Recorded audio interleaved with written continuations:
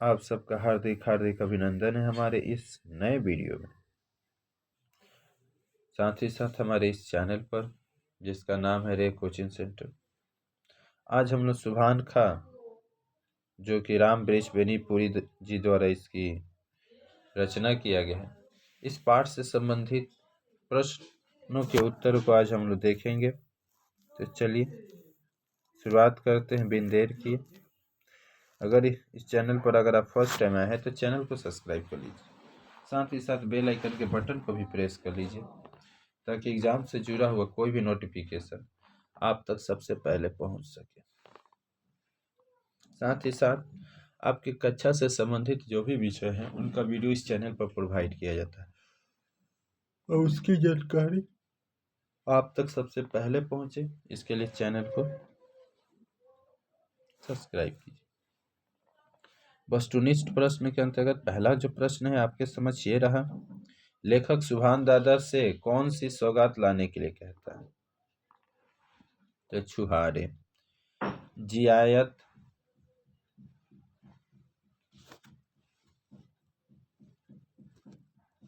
जियारत का अर्थ क्या है? तीर्थ यात्रा करना। किस दिन लेखक को बचपन में मुसलमान बच्चों की तरह कूदना पड़ता था? तो मुहर्रम के दिन। सुभान दादा का क्या अरमान था? मस्जिद बनाने का।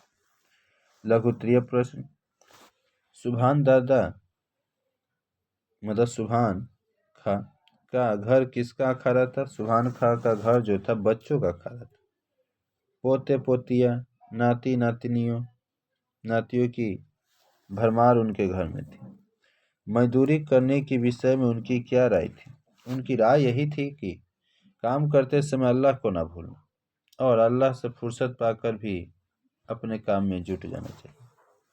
लेखक के मामा और सुभान दादा अपने किन पर्वों पर एक दूसरे को नहीं भूलते थे? तो लेखक के मामा होली पर, दिवाली पर और सुभान खां ईद बकरीद पर एक दूसरे को नहीं भूलते थे। लेखक के सौगात मांगने पर सुभान दादा ने क्या कहा? तो लेखक के सौगात मांगने पर सुभान दादा ने कहा कि वहाँ के लोग खजूर और छुहारे लाते। मतलब कि जब लेखक ने सौगात मांगा किससे? तो सुभान दादा से, तो उन्होंने कहा कि वहाँ के जो लोग हैं ना खजूर और छुहारे लाते, तो मैं तुम्हारे लिए भी लाऊंगा। पश्चिम दिशा की तरह मुंह करके सुभान दादा क्यों नमाज पढ़ते? सबसे खास प्रश्न है इस चैप्टर का। तो पश्चिम की ओर से मुल्क में अल्लाह के रसूल आए थे, जहाँ से रसूल आए थे वही उनका तीर्थ स्थल है, इसीलिए सुभान दादा तीर्थों की ओर मुंह करके नमाज अदा करते थे, यानी पश्चिम की ओर। बोधमूलक प्रश्न देखिए, सुभान दादा कर्ज के पैसे से क्यों नहीं जाना चाहते थे? तो कर्ज के पैसे से तीर्थ करने में सवाब नहीं मिलता, इसलिए दादा कर्ज के पैसे से नहीं जाना चाहते थे। सुभान दादा का क्या अरमान था? वो कैसे पूर्ण हुआ? सुभान दादा का अरमान मस्जिद बनाने का था। दादा एक साधारण राजमिस्त्री थे, पर उनकी दृढ़ निश्चय था कि मस्जिद बनाने का। उनके जो लड़के पैसे कला कमा लिए थे, उनके जो लड़के थे पैसे कला कमा लिए थे, लेकिन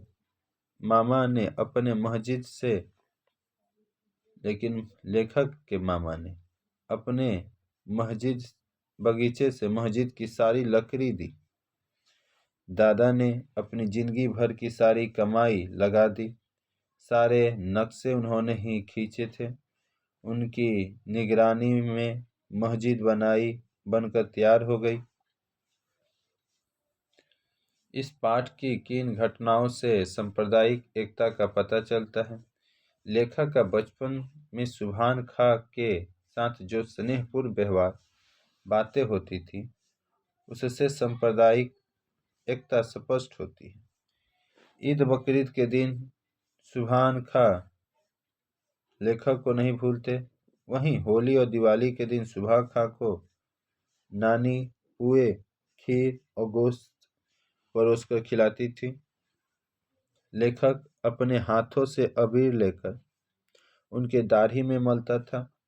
सुभान दादा मक्का से चुहारे लाकर बड़े ही प्रेम से लेखक को दिए। सुभान दादा की मस्जिद की सारी जो लकड़ी लेखक के मामा के ही बगीचे से लाई गई थी। मस्जिद में के तैयार हो जाने पर क्षेत्र के सभी मुसलमान और हिंदुओं को दादा ने न्योता दिया और हिंदुओं के सत्कार के लिए मिठाइयाँ, पान, इलायची का अलग से प्रबंध किए थे। उनकी घटनाओं से सांप्रदायिक एकता का पता चलता है। सुभान दादा ने हिंदुओं का सत्कार किस प्रकार किया? तो हिंदुओं के सत्कार के लिए सुभान दादा ने हिंदू हलवाई रखकर तरह तरह की मिठाइयाँ बनवाई थी। पान, इलायची का प्रबंध किया था। सुभान दादा का चरित्र चित्रण संक्षेप में कीजिए। सुभान दादा एक अच्छे परिश्रमी राजमिस्त्री थे। उनमें जाति, धर्म और संप्रदाय को लेकर संकीर्णता की भेदभाव नहीं थी। वे सीधे साधे सरल स्वभाव के व्यक्ति थे। बच्चों के प्रति उनके मन में बड़ा कोमल स्नेह भरा भाव था। वे धार्मिक प्रवृत्ति के थे और दूसरे धर्म की इज्जत भी करते थे।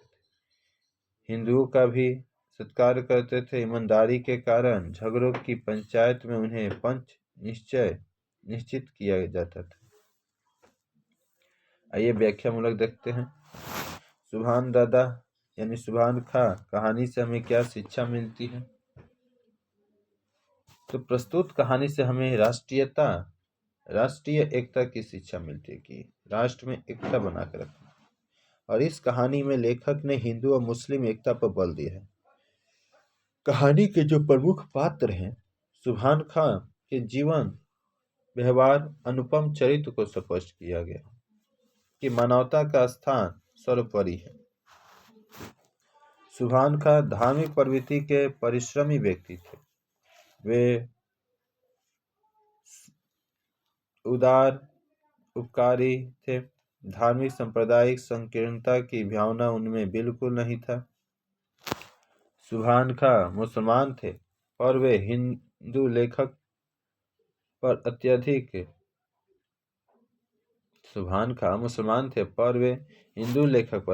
स्नेह वात्सल्य का भाव रखते थे। उनके मन में नफरत का स्नेह भी तक नहीं था। लेखक को अपनी गोद में लेकर घुमाते, कहानियाँ सुनाते, उनका मन बहलाते थे। उनके मन में मक्का की तीर्थ यात्रा करने का उत्कट अभिलाषा थी, पर अपने परिश्रम से वे अर्जित धन से ही तीर्थ यात्रा करना पूर्णदायक समझते थे। कर्ज लेकर या दूसरे की सहायता लेकर वे तीर्थ यात्रा नहीं कर सकते थे। मुहर्रम के दिन लेखक दादा ने यहाँ जाते। मुहर्रम के दिन लेखक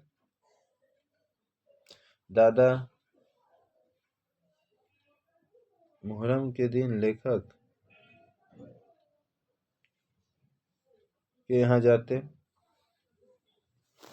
फिर शाम को दादा के कंधे पर चढ़कर घर जा आते। थोड़ा सा यहाँ पर मिस्टेक है जी, थोड़ा सुधार लीजिएगा, जिसके चलते हमें भी दिक्कत हो जा रही है। ईद बकरीद की सुभान दादा लेखक को नहीं भूलते। मतलब जब ईद बकरीद के दिन सुभान दादा लेखक को नहीं भूलते, क्योंकि लेखक हिंदू है, सुभान दादा मुस्लिम है। और होली दिवाली के दिन लेखक के घर में दादा का खान पान बड़े ही सत्कार के साथ होता था। सुभान खां की आर्थिक हालत ठीक तो हो गई और वे हज कर आए। लेखक भी अब बड़ा हो गया था। बचपन में वादा किए छुहारे लाने की बात दादा ना भूले थे, इसीलिए छुहारे ले आए। अरब से लाए हुए छुहारे को पाकर लेखक अत्यधिक आनंदित हुआ। सुभान दादा का जो मस्जिद है बनाने का अरमान भी पूरा होने का समय आ गया। मस्जिद बनाना बनकर तैयार हो गई।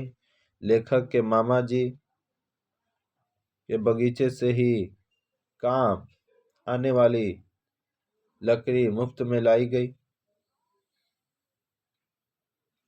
जिस दिन मस्जिद बनकर तैयार हुई उसी दिन सुभान दादा ने समस्त क्षेत्रों के लोगों को न्योता दिया।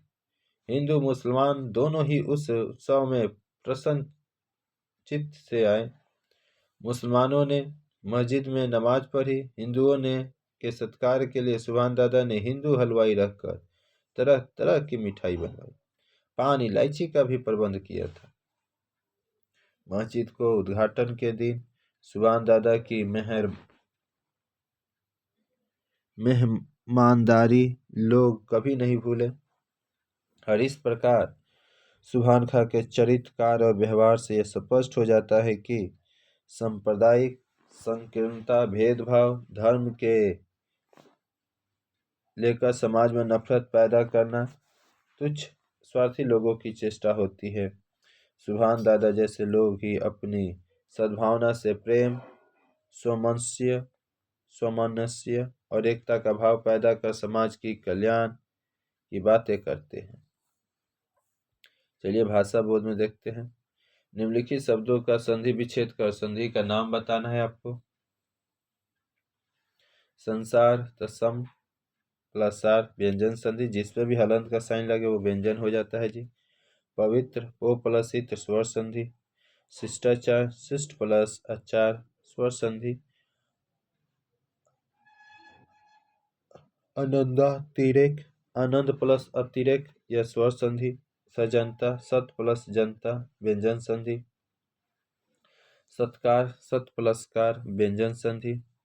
उद्घाटन उत प्लस घाटन व्यंजन संधि। निम्नलिखित समासिक पदों का समास विग्रह कर समास का नाम लिखिए। दाढ़ी मूछ, दाढ़ी और मूछ द्वंद्व संधि, द्वंद्व समास, यह समास न करना है। पूरब और पश्चिम, जहाँ पर पूरी जैसा रिएक्शन है, जैसे दाढ़ी और मूछ, दाढ़ी को उल्टा मूछ, तो यहाँ द्वंद्व हो गया। पूरब के उल्टा पश्चिम, तो भी द्वंद्व हो गया। भाव विस्तार, तो भाव विभाग, तो भाव में विभाग, तत्पुरुष समास। बड़ी बड़ी कर्म, बड़ी बड़ी यहाँ पर आपका वही भाव समास के साथ हम जाएंगे, क्योंकि जहाँ पर दो शब्द एक जैसे आते हैं, जैसे बड़ी शब्द की अभिव्यक्ति हो सकती है। आप इसको देखिएगा। रस भरी, रस से भरी, ये तत्पुरुष समास ठीक है। लाल झरिया, लाल है जो झरिया, यह है कर्मधारय समास, पर वो थोड़ा बड़ी बड़ी को आप लोग अवश्य सुधारिए। फिर यहाँ पर निम्नलिखित शब्दों के परिवाची शब्द लिखने हैं। अरमान, अरमान मत इच्छा, कामना, चाह। मुल्क, राष्ट्र, जनपद, राज्य। नूर, रोशनी, प्रकाश, उजाला। तकदीर, भाग, नसीब, किस्मत। सौगात, भेंट, उपहार, तोहफा। पेड़ को वृक्ष, तरु, विटप। बगीचे को बाग, उपवन, उद्यान। फिर यहाँ पर निम्नलिखित उर्दू शब्दों के हिंदी अर्थ लिखकर वाक्यों में प्रयोग कीजिए। पैक, परिक्रमा, मुहर्रम के दिन तजिए का पैक किया जाता है। तस्बीब, माला, बुजुर्ग हाथ में तस्बीह के दाने फेरते हैं। रसूल, पैगंबर, ईश्वर के दूत को रसूल कहते हैं। पेशानी, मसाब, उनकी पेशानी पर चमक थी। उम्रदराज, बड़ी उम्र का, पंचायत में उम्रदराज के लोग थे। नूरानी, प्रकाशमान, उनके चेहरे पर नूरानी झलकती थी। मुकर्रर मतलब निश्चित करना, मुकर्रर करना। लोग दादा को पंच मुकर्रर करते थे। तो इस वीडियो में इतना ही। फिर मिलते हैं किसी नए वीडियो में एक नए टॉपिक के साथ। तब तक के लिए जय हिंद, जय भारत, वंदे मातरम।